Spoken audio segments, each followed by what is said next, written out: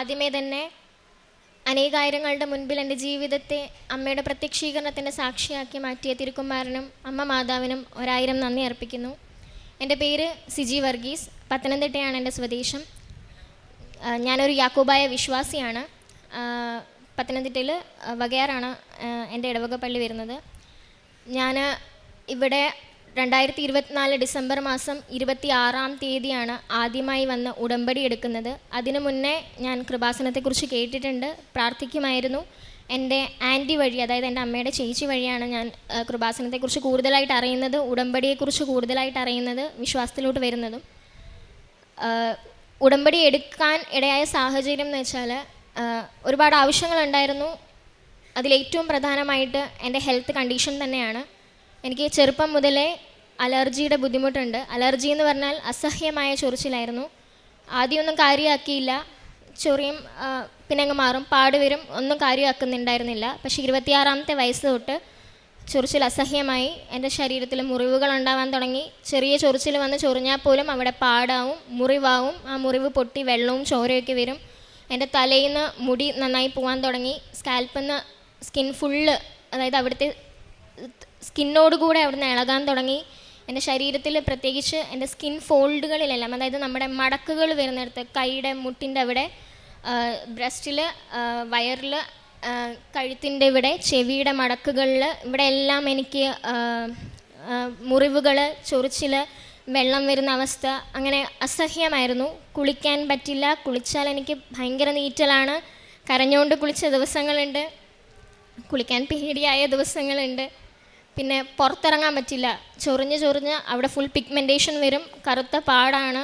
എല്ലാവരുടെയും ചോദ്യങ്ങൾ ഫേസ് ചെയ്യണം. ആദ്യമൊന്നും നെവർ മൈൻഡ് ആയിരുന്നു. പിന്നെ ചോദ്യങ്ങൾ കൂടിയപ്പോൾ നാണക്കേടായി, പുറത്തിറങ്ങാൻ പേടിയായി, ഫംഗ്ഷനൊക്കെ അറ്റൻഡ് ചെയ്യാൻ പേടിയായി, കോളേജിലെ ഫംഗ്ഷനൊക്കെ പോകാൻ മടിയായി.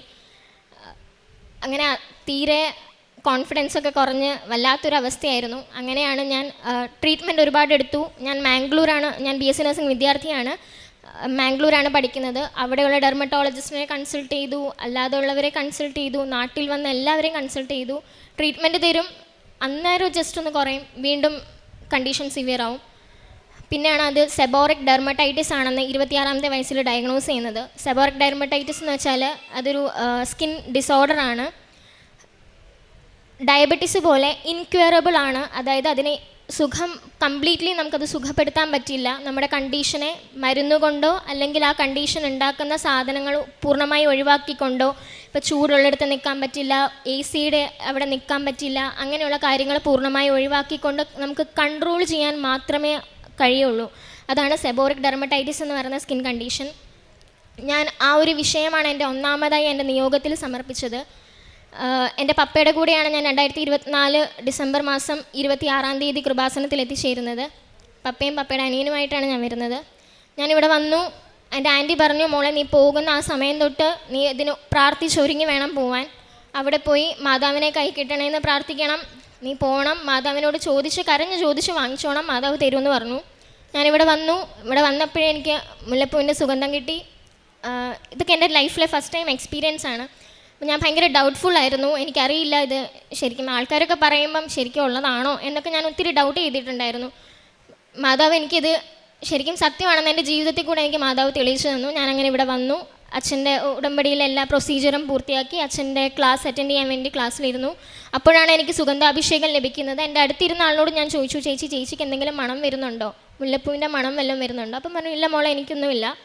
ഞാൻ ആൻറ്റീനെ വിളിച്ചു പറഞ്ഞു, ആൻറ്റി എനിക്കിതുപോലെ മുല്ലപ്പൂവിൻ്റെ, അപ്പോൾ തന്നെ ഞാൻ ആൻറ്റീനെ ഫോൺ ചെയ്തു, ആൻറ്റി എനിക്ക് മുല്ലപ്പൂവിൻ്റെ മണം വരുന്നുണ്ട്. അപ്പം പറഞ്ഞു, മോളെ പേടിക്കണ്ട, മാതാവിൻ്റെ ബ്ലെസ്സിങ്സ് ആണ്, നീ ധൈര്യമായിട്ട് പ്രാർത്ഥിച്ചോ, മാതാവ് നിൻ്റെ കൂടെ ഉണ്ടാവും എന്ന് പറഞ്ഞു. ഞാനിവിടെ വന്നു. ഉടമ്പടി തൈലം കൈ കിട്ടി. അപ്പോഴെല്ലാം എൻ്റെ കയ്യിൽ, എൻ്റെ 2 കൈയുടെ മുട്ടിൻ്റെ അവിടെയും പൊട്ടി പാടാണ്, മുറിവുണ്ട്, വെള്ളം ഒലിക്കുന്നുണ്ട്, എനിക്ക് നീറ്റലുണ്ട്. വിയർക്കുമ്പോഴൊക്കെ നല്ല നീറ്റലാണ് ആ മുറിവിനൊക്കെ.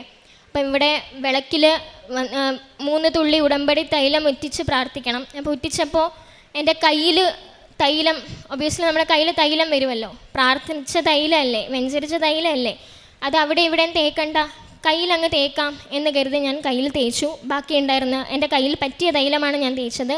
മാതാവിനോട് ഞാനിവിടെ കരഞ്ഞ് പ്രാർത്ഥിച്ചു. ഞാൻ അവിടെ നിന്ന് ഇറങ്ങി. അതുവരെ നീറ്റലുണ്ടായിരുന്നു, ഞാൻ ശ്രദ്ധിച്ചില്ല. ഇറങ്ങിക്കഴിഞ്ഞപ്പോൾ എനിക്ക് കൈ നീറ്റലില്ല. ഞാൻ പ്രാർത്ഥിച്ചിറങ്ങിയ 5 മിനിറ്റിനുള്ളിൽ എൻ്റെ കയ്യിൽ പൊട്ടിയ മുറിവായിരുന്നെങ്കിൽ ആ മുറിവ് കരിഞ്ഞു. എങ്ങനെയാണെന്ന് എനിക്കറിയില്ല, മാതാവ് തന്നെയാണ്. വെള്ളം ഒലിച്ചുകൊണ്ടിരുന്ന മുറിവ് കരിഞ്ഞു. എനിക്ക് പിന്നെ അത് ഹീൽ ചെയ്യാൻ തുടങ്ങി. വിത്തിൻ 5 മിനിറ്റ്സ് എൻ്റെ പൊട്ടിയ ആ മുറിവുകളെല്ലാം കരിഞ്ഞു. അമ്മ മാതാവിന് 1000 നന്ദി. പിന്നീട് ആ ഒരു നിമിഷം തൊട്ട് ഞാൻ ഇന്നേ വരെ, ഈ ഒരു നിമിഷം വരെ സെബോറിക് ഡെർമറ്റൈറ്റിസിൻ്റെ പേരിലുള്ള മെഡിസിൻസ് ഞാൻ എടുത്തിട്ടേ ഇല്ല. ഇന്നേ വരെ ഞാൻ ഉപയോഗിക്കുന്ന മെഡിസിൻ കൃപാസനത്തിൽ നിന്നുള്ള ഉടമ്പടി നേർച്ച വസ്തുക്കൾ മാത്രമാണ്. എൻ്റെ ശരീരത്തിൽ എവിടെയൊക്കെ പാടുണ്ടായിരുന്നോ, എൻ്റെ ശരീരത്തിൽ എവിടെയൊക്കെ മുറിവുകളുണ്ടായിരുന്നോ, എൻ്റെ തലയിൽ, എൻ്റെ കൈയുടെ മുട്ടിൽ, എൻ്റെ ബ്രസ്റ്റിൽ, എൻ്റെ മുഖത്ത്, ചെവിയുടെ മടക്കുകളിൽ എല്ലാം ഞാൻ ഉടമ്പടി തൈലവും അതുപോലെ തന്നെ തേനും ഞാൻ മുടങ്ങാതെ തേച്ച് പ്രാർത്ഥിക്കുമായിരുന്നു. മാതാവെ മാറ്റിത്തരണേന്ന് പറയുമായിരുന്നു. ഈ സെബോറിക് ഡെർമറ്റൈസിൻ്റെ ഭാഗമായിട്ട് ഇതാണ് എൻ്റെ ഒന്നാമത്തെ സാക്ഷ്യം. ഞാൻ അതിൻ്റെ പാട് ഞാൻ മൊബൈലിൽ കാണിക്കാം. ഇങ്ങനെയായിരുന്നു ഉണ്ടായിരുന്നത്. സ്കിൻ നന്നായിട്ട് ഡ്രൈ ആവും. ഡ്രൈ ആയിട്ട് നമ്മൾ ചൊറിയുമ്പോൾ വെളുത്തിങ്ങനെ പാട് വരില്ലേ, അതേപോലെ നന്നായിട്ട് വെളുത്ത പാട് വരും. പാട് വന്നിട്ട് അതിങ്ങനെ കിടക്കും, മാറില്ല. പിന്നെ അത് ഉണങ്ങിയതാണ്, പൊട്ടി അവിടുന്ന് വെള്ളം വരും, ചുമന്ന് കിടക്കും, ഭയങ്കര നീറ്റലുമായിരിക്കും. ആൾക്കാർക്കൊക്കെ പെട്ടെന്ന് ഐഡൻറ്റിഫൈ ചെയ്യാൻ പറ്റും ഈ പാടും കാര്യങ്ങളും ഒക്കെ. പിന്നീട് ഉള്ള എൻ്റെ രണ്ടാമത്തെ സാക്ഷ്യം എന്ന് പറഞ്ഞാൽ, ഈ ഡെർമറ്റൈറ്റിസ് കാരണം തന്നെ എൻ്റെ മുടി നന്നായിട്ട് പോകുമായിരുന്നു. മുടിയേക്കാൾ നന്നായിട്ട് എൻ്റെ പിരികം, എൻ്റെ വലത്തെ കണ്ണിൻ്റെ കൺപിരികം, ഈ ഒരു ഭാഗത്ത് വട്ടത്തിൽ, അതായത് സർക്കിൾ ഷേപ്പിൽ സ്കിന്നോട് കൂടി പിരികം മൊത്തത്തിൽ ഇളകിപ്പോയി. 1 മാസത്തോളം അങ്ങനെ കൊണ്ടു നടന്നു. അത് ഞാൻ കാര്യമാക്കിയില്ല. ചൊറിച്ചിലുണ്ട്, ചൊറിയുമ്പോഴെല്ലാം ഈ തൊലി ഇളകിപ്പോയി, അവിടുത്തെ പിരികം മൊത്തത്തിൽ അങ്ങ് പോയി. എനിക്ക് ആൾക്കാരെ ഫേസ് ചെയ്യാൻ പറ്റാണ്ടായി.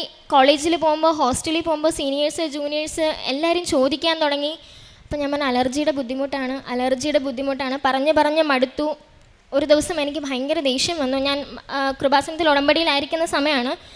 1 മാസം ആ ഒരു ഗ്യാപ്പിൽ അപ്പം ഞാൻ മാതാവിനോട് എൻ്റെ റൂമിൽ പ്രാർത്ഥിക്കുന്നു. മാതാവിൻ്റെ ഫോട്ടോ ഉണ്ട്, തിരി കത്തിച്ച് പ്രാർത്ഥിക്കും. അപ്പം എനിക്ക് സങ്കടവും ദേഷ്യവും എല്ലാം വന്നപ്പോൾ, ഒരു മകൾ അമ്മയോട് ഒരു ആവശ്യം ചോദിച്ചിട്ട് കിട്ടിയില്ലെങ്കിൽ ദേഷ്യപ്പെടുന്ന പോലെ ഞാൻ അമ്മയോട് ചോദിച്ചു, അമ്മ ഞാൻ അമ്മയുടെ മോളല്ലേ, എല്ലാവരും എന്നെ നോക്കി കളിയാക്കുക, അമ്മയ്ക്ക് നാണക്കേട് തോന്നില്ലേ, അമ്മയുടെ മോളിങ്ങനെ എല്ലാവരുടെ മുന്നിൽ തല കുനിച്ച് എനിക്കിതിന്നാണ്, എനിക്കിന്നത് വയ്യ എന്നിങ്ങനെ പറയുന്നത് കേൾക്കുമ്പം ഞാൻ അമ്മയുടെ മോളല്ലേ, അമ്മയ്ക്ക് നാണക്കേട് തോന്നില്ലേ എന്നൊക്കെ ഞാൻ ഭയങ്കരമായിട്ട് അമ്മ മാതാവിനോട് ദേഷ്യപ്പെട്ട് ചോദിച്ചു.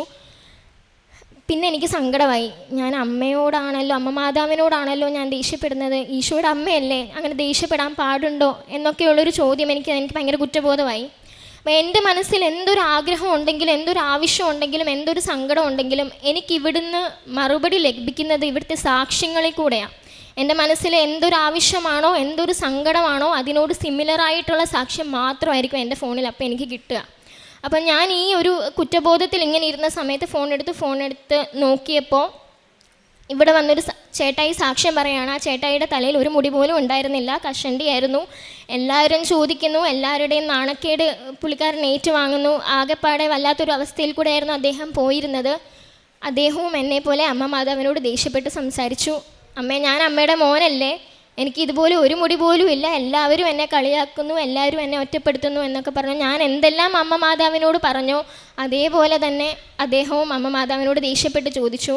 പക്ഷേ അമ്മ മാതാവ് ആ ചേട്ടായിക്ക് ഒരുപാട് മുടി നൽകി അനുഗ്രഹിച്ചു. ആ സാക്ഷ്യം കണ്ടപ്പോൾ എനിക്കും വിശ്വാസമായി. അപ്പോൾ കുഴപ്പമില്ല, എൻ്റെ അമ്മ തന്നെയാണിത്, അപ്പോൾ എനിക്ക് എന്തും പറയാം, അമ്മയോട് എന്തും ആവശ്യപ്പെടാം എന്നുള്ള ധൈര്യം വന്നു. ഞാൻ അങ്ങനെ അമ്മയോട് വീണ്ടും ആവശ്യപ്പെടാൻ തുടങ്ങി. ഉടമ്പടി തൈലം വീണ്ടും അവിടെ പുരട്ടാൻ തുടങ്ങി. ഒരാഴ്ചയ്ക്കുള്ളിൽ എനിക്ക് കട്ടിയുള്ള പിരികം അവിടെ വന്നു. അങ്ങനെ വരാൻ യാതൊരു സാധ്യതയില്ല, കാരണം അവിടെ ഒരു ഹെയർ ഫോളിക്കിൾ പോലും അവിടെ ഇല്ല, അതുപോലെ സ്കിൻ അവിടുന്ന് പോയതാണ്. ഒരാഴ്ചയ്ക്കുള്ളിൽ എനിക്ക് അവിടെ കട്ടിയുള്ള പിരികവും എൻ്റെ തലയുടെ സൈഡിലെല്ലാം മുടി പോയതായിരുന്നു, കറുത്ത പാടായിട്ട് കിടക്കുകയായിരുന്നു. അതെല്ലാം എനിക്ക് മാറി. പഴയത് എങ്ങനെയായിരുന്നു ഉണ്ടായിരുന്നത് അതുപോലെ തന്നെ എനിക്ക് കിട്ടി. പിന്നെ ഞാൻ ഇപ്പോൾ 4th ഇയർ BSc നഴ്സിംഗ് എഴുതിയിട്ടിരിക്കുന്ന ഒരു സ്റ്റുഡൻ്റാണ്. 3rd ഇയർ പഠിച്ചുകൊണ്ടിരിക്കുമ്പോഴാണ് ഞാനിവിടെ വന്ന് ആദ്യമായി ഉടമ്പടി എടുക്കുന്നത്. എൻ്റെ കൂടെ ക്രൈസ്തവരല്ലാത്ത കുട്ടികളും പഠിക്കുന്നുണ്ട്. ഞങ്ങൾ പ്രാർത്ഥിക്കാനിരിക്കുമ്പോൾ ഒരുമിച്ചാണ് ഇരിക്കുന്നത്. കൊന്ത ചൊല്ലാൻ ഞാൻ അവരെ പഠിപ്പിച്ചു. അവരും എന്നേക്കാൾ നന്നായിട്ട് ഇപ്പോൾ കൊന്ത ചൊല്ലുന്നുണ്ട്. ഇപ്പോൾ തേർഡ് ഇയറിൻ്റെ എക്സാം അറ്റൻഡ് ചെയ്യുന്ന സമയത്ത് ഞാൻ ഫസ്റ്റ് ഇയറിലും സെക്കൻഡ് ഇയറിലും എടുത്ത അത്ര പ്രിപ്പറേഷൻസ് ഒന്നും എനിക്ക് തേർഡ് ഇയറിൽ എടുക്കാൻ പറ്റിയിട്ടുണ്ടായിരുന്നില്ല. പ്രിപ്പയർ ചെയ്തിരുന്നു, 1 month പ്രയർ നമ്മൾ പ്രിപ്പറേഷൻസ് സ്റ്റാർട്ട് ചെയ്യും, പ്രിപ്പയർ ചെയ്തിരുന്നു. പക്ഷേ ഫസ്റ്റ് ഇയർ സെക്കൻഡ് ഇയർ എടുത്ത അത്ര എഫേർട്ട് എനിക്ക് വീട്ടിലിരുന്ന് എടുക്കാൻ എനിക്ക് പറ്റിയിട്ടുണ്ടായിരുന്നില്ല തേർഡ് ഇയറിൽ. പക്ഷെ ഞാൻ എക്സാം എഴുതാൻ പോയത് എൻ്റെ അമ്മയെ മുറുക്കെ പിടിച്ചാണ്. ഞാൻ ഉടമ്പടി വസ്തുക്കൾ, ഞാൻ മാത്രമല്ല എൻ്റെ ഫ്രണ്ട്സ് എല്ലാവരും ഉടമ്പടി നേർച്ച വസ്തുക്കൾ ഉപയോഗിച്ച് തൈലവും, അതുപോലെ ഞാൻ ഉടമ്പടിയിലായിരിക്കുന്നത് കൊണ്ട് ഞാനാണ് അവരുടെ നെറ്റിയിൽ തൈലം പുരട്ടി കൊടുത്തിരുന്നത്. ഉപ്പ്, തേന്, ഹോസ്റ്റൽ റൂമിൽ നിന്ന് ഇറങ്ങുന്നതിന് മുന്നേ നാക്കിൽ വിശ്വാസ പ്രമാണം ചൊല്ലി ഞങ്ങൾ തേൻ ഇറ്റിച്ച് കുടിച്ചിട്ട് ഉപ്പ് കയ്യിൽ കരുതും. ഹോൾ ടിക്കറ്റിലും അതുപോലെ തന്നെ ഞങ്ങൾ ഇരുന്ന് എഴുതുന്ന ഡെസ്കിൻ്റെ അവിടെ ചെറുതായിട്ട്, പിന്നെ ഞങ്ങളുടെ ബുക്ക്ലെറ്റിലൊക്കെ ഞങ്ങൾ ഉപ്പ് വിതറിയാണ് ഞങ്ങൾ എക്സാം അറ്റൻഡ് ചെയ്തത്. ഫസ്റ്റ് ഇയറിലും സെക്കൻഡ് ഇയറിലും ഫസ്റ്റ് ക്ലാസ് വാങ്ങിച്ച് ഞങ്ങൾ പാസ്സായെങ്കിൽ അത്ര പോലും എഫേർട്ട് എടുത്ത് പഠിച്ചിരുന്നു, പക്ഷെ അത്രത്തോളം എഫേർട്ട് എടുക്കാതിരുന്ന തേർഡ് ഇയർ ഇവിടെ വന്ന ഈ ഒരു ഉടമ്പടിയിലായിരുന്നതിൻ്റെ ഫലമായിട്ട് ഡിസ്റ്റിങ്ഷൻ വാങ്ങിച്ച് പാസ്സാവാൻ അമ്മ മാതാവ് ഞങ്ങളെല്ലാവരെയും സഹായിച്ചു. പ്രത്യേകിച്ച് എൻ്റെ റൂമിൽ ഞങ്ങൾ 4 പേരും ഡിസ്റ്റിങ്ഷൻ വാങ്ങിയാണ് ആ തേർഡ് ഇയർ കംപ്ലീറ്റ് ആയത്. അതിൽ ഞങ്ങൾ 2 പേരും ക്ലാസ്സിൽ ടോപ്പ് 5-ലുള്ളവരാണ്. അമ്മ മാതാവിന് 1000 നന്ദി. പിന്നീട് എനിക്ക് പറയാനുള്ളത്, എൻ്റെ തേർഡ് ഇയറിലായിരിക്കുമ്പോഴാണ് എൻ്റെ വിവാഹം കഴിഞ്ഞത്. കോഴ്സിലായിരുന്നത് കൊണ്ട് തന്നെ കല്യാണം കഴിഞ്ഞ് 3 ആഴ്ച കഴിഞ്ഞപ്പോഴത്തേക്കും ഞാൻ പഠിക്കാനും അദ്ദേഹം ദുബായിൽ ജോലിക്കും വേണ്ടി പോയി. പിന്നെ എൻ്റെ കോഴ്സ് കഴിഞ്ഞ് നാട്ടിൽ വരാനുള്ള പ്ലാനിലായിരുന്നു അദ്ദേഹം. ആൾ ദുബായിലാണ് വർക്ക് ചെയ്യുന്നത്. 1 വർഷം കഴിഞ്ഞു, ലീവ് ഓൾറെഡി അവർക്ക് കൊടുക്കുന്നതാണ്. അപ്പോൾ അവർ നാട്ടിൽ വേണമെങ്കിൽ പൊക്കോളാൻ പറഞ്ഞു. പക്ഷേ എൻ്റെ ക്ലാസ് കഴിയാത്തത് കൊണ്ട് തന്നെ അദ്ദേഹം കുറച്ചും കൂടെ വെയിറ്റ് ചെയ്തു. 1.5 വർഷമായപ്പോൾ എൻ്റെ ക്ലാസ് കഴിയുന്ന ആ ഒരു സമയം വന്നു. ഡിസംബറിലേക്ക് ലീവിന് അപ്ലൈ ചെയ്തു. ലീവിന് ആദ്യം പൊക്കോളാൻ പറഞ്ഞ സ്ഥാനത്ത് ഡിസംബർ ആയപ്പോൾ ലീവ് ചോദിച്ചു തന്നപ്പോൾ ഇപ്പോൾ മാൻ പവർ കുറവാണ്, അതുകൊണ്ട് ലീവ് തരാൻ പറ്റില്ല എന്ന് പറഞ്ഞു. അപ്പോൾ എനിക്ക് ജാനുവരിയിലേ ഉള്ളൂ എക്സാം എന്ന് കണ്ടിട്ട് അദ്ദേഹം പറഞ്ഞു കുഴപ്പമില്ല, ഞാൻ ജാനുവരി പൊക്കോളാം എന്ന് പറഞ്ഞു. അങ്ങനെ ജാനുവരിയിലേക്ക് അപ്ലൈ ചെയ്തപ്പോൾ പറഞ്ഞു ഡിസംബറിൽ ലീവ് അപ്ലൈ ചെയ്തവർക്ക് ജാനുവരിയിലേ ഉള്ളൂ. ജാനുവരി കൊടുത്തിട്ടും പറഞ്ഞു ഇപ്പോൾ പോകാൻ പറ്റില്ല, മാൻ പവർ തീരെ കുറവാണ്, വർക്ക് ലോഡ് കൂടുതലുണ്ട്, അപ്പോൾ ഇതുകൊണ്ട് ആരെയും വിടാൻ പറ്റില്ല എന്ന് പറഞ്ഞു. HR ഡയറക്റ്റ് വന്ന് പറഞ്ഞു നിങ്ങൾക്ക് പോകാൻ പറ്റില്ല. അപ്പോൾ ആൾ സിറ്റുവേഷനൊക്കെ പറഞ്ഞു, എൻ്റെ വൈഫിൻ്റെ കോഴ്സ് കഴിഞ്ഞു, ഇനി ആൾ ജോലിക്കൊക്കെ വേണ്ടിയിട്ട് പോകും, അപ്പം ഇനി കാണാനൊന്നും പറ്റില്ല, അതുകൊണ്ട് എനിക്കിപ്പോൾ പോയേ പറ്റുള്ളൂ എന്നൊക്കെ കുറേ കമ്പൽ ചെയ്ത് പറഞ്ഞു. പക്ഷേ HR സമ്മതിച്ചില്ല. ഡയറക്റ്റ് വന്ന് പറഞ്ഞു പോകാൻ പറ്റില്ല, ഫെബ്രുവരിയിൽ വേണമെങ്കിൽ പോവാം, അപ്പോൾ കുറേ ലീവ് തരാം എന്നൊക്കെ പറഞ്ഞു. ഞാൻ ആ സമയത്ത് HR തടസ്സം പറഞ്ഞ സമയത്ത് ഞാൻ പ്രത്യക്ഷീകരണ പ്രാർത്ഥന ചൊല്ലി പ്രാർത്ഥിച്ചു. പിന്നെ ലിസ്റ്റ് ഇട്ടതിൽ സോർട്ട് ഔട്ട് ചെയ്തവരുടെ കൂട്ടത്തിൽ ആദ്യം എൻ്റെ ഹസ്ബൻഡിൻ്റെ പേര് വരാനും ലീവ് സാങ്ഷൻ ആവാനും അമ്മ മാതാവ് എന്നെ സഹായിച്ചു. ഞാൻ നിയോഗങ്ങൾ എഴുതി കൊടുത്തതിനേക്കാൾ കൂടുതൽ എൻ്റെ ലൈഫിൽ ഞാൻ എവിടെയൊക്കെ വീണു പോയിട്ടുണ്ടോ അവിടെയെല്ലാം ഞാൻ അമ്മേ മാതാവേ, എൻ്റെ കൃപാസന മാതാവേ, എന്നെ അമ്മയുടെ പ്രത്യക്ഷീകരണത്തിൻ്റെ സാക്ഷിയാക്കണേ എന്നൊരു വാചകം ചൊല്ലിക്കഴിഞ്ഞാൽ എൻ്റെ അമ്മ എന്നെ അവിടെ പിടിച്ചുയർത്തിയിട്ട് മാത്രമേ ഉള്ളൂ. ജീവിതത്തിൽ പല സാഹചര്യങ്ങളിലും വീണു പോകാവുന്ന പല അവസ്ഥകളുണ്ടായപ്പോഴും എന്നെ ഇങ്ങനെ പിടിച്ചു നിർത്തുന്നത്, എന്നെ ഇങ്ങനെ തല ഉയർത്തി എല്ലാവരുടെ മുന്നിൽ സംസാരിക്കാൻ പ്രാപ്തിയാക്കിയത് എൻ്റെ അമ്മ മാതാവാണ്. അതുപോലെ ഞാൻ ചെയ്ത കാരുണ്യ പ്രവൃത്തികൾ പ്രേക്ഷിത പ്രവർത്തനങ്ങൾ എന്തൊക്കെയാണെന്ന് ചോദിച്ചാൽ, ഇവിടുന്ന് കിട്ടുന്ന പത്രം വിശ്വാസ പ്രമാണം ചൊല്ലി അമ്മേ മാതാവ് ഈ പത്രം ആരെന്താവശ്യത്തിന് വേണ്ടി കയ്യിലെടുക്കുന്നോ അവരുടെ നിയോഗങ്ങൾ നടത്തി കൊടുക്കണേ എന്ന് പ്രാർത്ഥിച്ച് ഞാൻ എൻ്റെ ഫ്രണ്ട്സിനും എൻ്റെ അറിവിലുള്ളവർക്കും ഞാൻ പത്രം വിതരണം ചെയ്യുമായിരുന്നു. അതുപോലെ കാരുണ്യ പ്രവൃത്തികൾ എന്ന് പറയാൻ ഞാൻ സ്റ്റുഡൻ്റാണ്, ഇൻകം എനിക്ക് കിട്ടുന്നത് കുറവാണ്. അപ്പം കിട്ടുന്ന പോക്കറ്റ് മണിയിൽ നിന്ന് ആഴ്ചയിൽ ഒരിക്കൽ ഞങ്ങൾ ഫ്രണ്ട്സ് എല്ലാവരും, അതായത് ഉടമ്പടിയിലായിരിക്കുന്ന അമ്മയിൽ വിശ്വാസമുള്ള ഞങ്ങളെല്ലാവരും ആഴ്ചയിൽ ഒരിക്കൽ ഉപവസിക്കും. ആ ഉപവസിക്കുന്ന ആ നേരം ഞങ്ങളുടെ കോളേജിൻ്റെ താഴെ ഭിക്ഷ യാചിക്കുന്നവരുണ്ട്, അവർക്ക് ഭക്ഷണം ഞങ്ങൾ വാങ്ങിച്ചു നൽകും.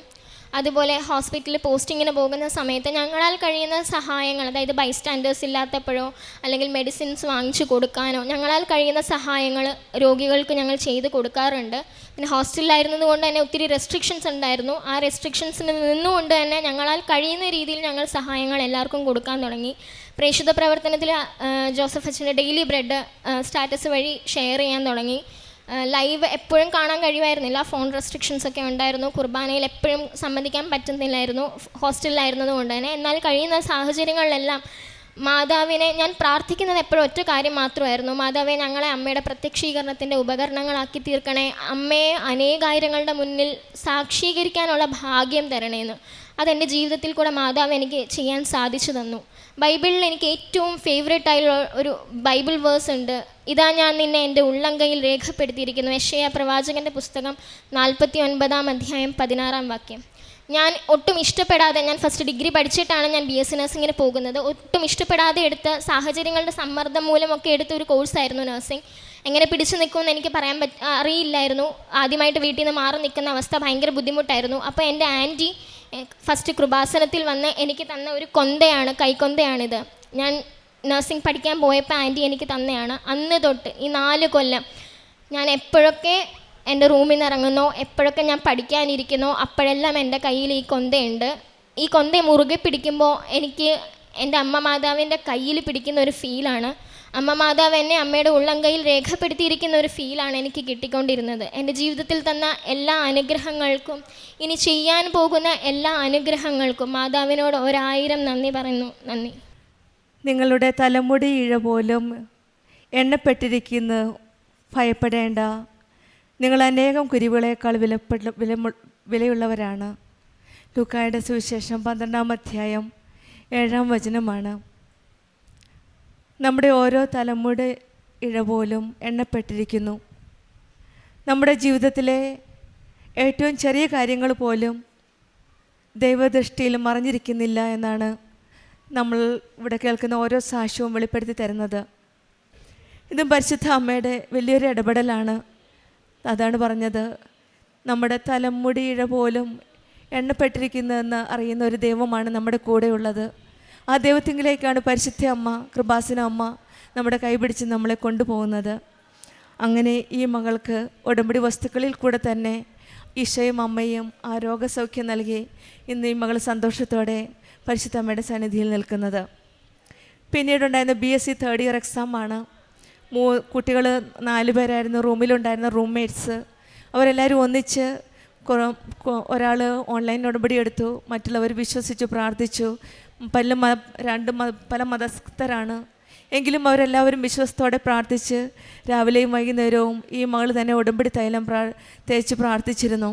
അങ്ങനെയാണ് ഇവർ 4 പേരും നല്ല ഡിസ്റ്റിങ്ഷനോട് പാസ്സാകാൻ സാധിക്കുകയും 2 പേർക്ക് നല്ലൊരു മെറിറ്റിൽ നല്ല മാർക്കായിട്ടാണ് ഇവർക്ക് കിട്ടിയത്. പക്ഷേ ഇവർ പറയുന്നത് not by merit but by grace എന്നാണ്. ദൈവത്തിൻ്റെ ഒരു കൃപയാൽ മാത്രമാണ് ഇവർ 4 പേരും നല്ല ഡിസ്റ്റിങ്ഷനോട് പാസ്സാകാൻ സാധിച്ചത്. അതും ഉടമ്പടി ജീവിതം നയിച്ചതിൽ ഈ മകൾ തന്നെ അതിൻ്റെ ഫസ്റ്റ് ഇനിഷ്യേറ്റീവ് എടുത്ത് മറ്റുള്ളവരെയും പ്രാർത്ഥനയിലൂടെ മുന്നോട്ട് നയിച്ചതിൻ്റെ ഫലമായിട്ടാണ്. അത് ബൈ ഗ്രേസ്, ദൈവത്തിൻ്റെ കൃപ മാത്രമാണെന്നാണ് ഈ മകൾ ഇവിടെ സാക്ഷ്യപ്പെടുത്തുന്നത്. പിന്നെ ഹസ്ബൻഡിൻ്റെ ഒരു ലീവ് ആപ്ലിക്കേഷനായിരുന്നു ഹോളിഡേയ്സിന് വരാനുള്ളത്. അതും ഹസ്ബൻഡ് ഇന്ന് വരാനും ഈ പള്ളിയിൽ ഈ മകളുടെ കൂടെ വന്ന് ഈശോയ്ക്കും അമ്മയ്ക്കും നന്ദി പറയാനും സാധിച്ചു. ഞാൻ ആദ്യമായിട്ടാണ് ഈ പള്ളിയിൽ വന്നത്. ഇവിടെ നിന്ന് തന്നെ മൗനമായിട്ട് സാക്ഷ്യപ്പെടുത്തുന്നുണ്ട്. അമ്മാന് കിട്ടിയതും അത് ഹോളിഡേ കിട്ടാനുള്ള സാധ്യത വളരെ കുറവായിരുന്നു. ഇല്ല എന്ന് തന്നെ പറയാം.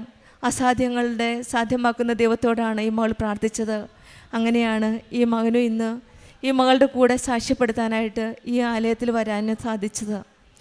ഇതെല്ലാം ഈശോയുടെയും അമ്മയുടെയും കാരുണ്യവും സ്നേഹവും കരുതലും മാത്രമാണ്. ഉടമ്പടി ജീവിതം നയിക്കുന്ന മക്കളുടെ ജീവിതത്തിൽ ഓരോ കാര്യവും ഉടമ്പടി നിയോഗമായിട്ട് സമർപ്പിക്കുമ്പോഴും സമയച്ചുരുക്കത്തിൻ്റെ അമ്മ നമ്മുടെ ഓരോ കാര്യത്തിൽ ഇടപെടുകയാണ്. 20 വർഷവും 30 വർഷവുമുള്ള രോഗങ്ങളും എല്ലാ പ്രശ്നങ്ങളുമാണ് ഈശോയും അമ്മയും ഏറ്റെടുത്ത് നടത്തി കൊടുക്കുന്നത്. നമ്മുടെ ജീവിതത്തിലുള്ള ദുഃഖങ്ങളും പ്രതിസന്ധികളും ബുദ്ധിമുട്ടുകളും രോഗാവസ്ഥകളും എന്തു തന്നെ ആയാലും വിശ്വാസത്തോടെ നമുക്കും സമർപ്പിച്ച് പ്രാർത്ഥിക്കാം. നമ്മളെല്ലാം അറിയുന്ന, നമ്മെ സ്നേഹിക്കുന്ന, ദൈവപരിപാലനയിൽ കാത്തു സൂക്ഷിക്കുന്ന ഈശോയും അമ്മയുമാണ് നമ്മുടെ കൂടെയുള്ളത്. ദൈവപരിപാലനത്തിൻ്റെ ദൈവം നമ്മുടെ ജീവിതത്തിലെ ചെറിയ ചെറിയ കാര്യങ്ങൾക്ക് പോലും ശ്രദ്ധിക്കുന്നുണ്ടെന്ന് നമുക്കും വിശ്വസിക്കാം. നമ്മുടെ ഹൃദയങ്ങളിലും ആ ദൈവസ്നേഹം അറിയാനും മനസ്സിലാക്കാനും മറ്റുള്ളവർക്ക് ഷെയർ ചെയ്യാനും സാധിക്കട്ടെ എന്ന് നമുക്കും പ്രാർത്ഥിക്കാം. പരിശുദ്ധ അമ്മയുടെ പരിശുദ്ധ അമ്മയുടെ മധ്യസ്ഥതയിൽ നമുക്ക് നമ്മുടെ ഭയങ്ങളിൽ നിന്നും വിട്ടുമാറുവാനും എല്ലാ അവസ്ഥകളിൽ നിന്നും പിന്മാറി രോഗാവസ്ഥകളിൽ നിന്നും ബുദ്ധിമുട്ടുകളിൽ നിന്നും വിടുതൽ ലഭിക്കുവാനും നമുക്കും പ്രാർത്ഥിക്കാം.